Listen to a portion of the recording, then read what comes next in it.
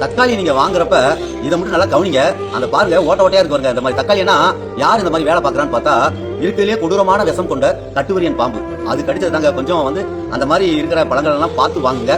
அதை கூட ஒதுக்கிருங்க. ஏன்னா அதுல பயங்கரமான கொடூர விஷம் இருக்கும். இந்த காணொலியில் இருக்கக்கூடிய நபர் நிறைய தவறான தகவல்களுடைய காணொலிகளா பகிர்றாரு. அப்படியே தெரியாம தவறான தகவலை பகிர்ந்திருந்தாலும் அந்த கருத்துரை பெட்டியில நிறைய பேர் கருத்து பதிவு பண்றாங்க, இது தவறு அப்படின்னு. அதை பார்த்துட்டாவது அந்த பதிவை நீக்கணும். ஆனா அந்த பதிவெல்லாம் நீக்காம அப்படியே விட்டுறாங்க. ஒருவேளை பார்வையாளர்கள் அதிகமானா போதும், மக்களுக்கு தவறான தகவல்கள் பரவுனா பரவாயில்லன்ற எண்ணத்துல இருக்காங்களான்றது தெரியல.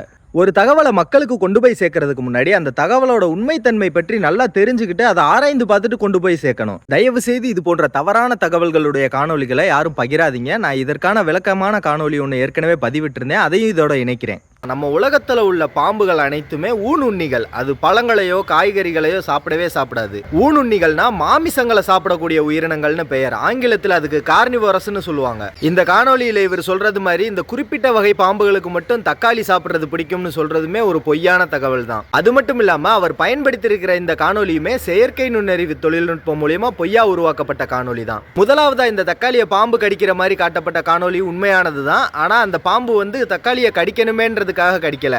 அந்த பாம்பை பக்கத்துல நல்லா உத்து பாத்தீங்கன்னா தெரியும், கட்டையை வச்சு ஒருத்தர் அமுக்கி இருப்பாரு. அந்த வலி தாங்க முடியாம பக்கத்துல இருக்கிறத கடிக்கதே தவிர தக்காளியை சாப்பிடுறதுக்காக அது கடிக்கல. ஆனா இது போன்ற காணொலிகளை பயன்படுத்தி பல பேர் தவறான தகவல்களை பரப்பிட்டு வராங்க. இந்த மாதிரி தவறா பரப்பப்படுற தகவல்கள்னால நம்ம நாட்டில் உள்ள விவசாயிகளுக்கும் விவசாயத்துக்கும் தான் பெரிய பிரச்சனை.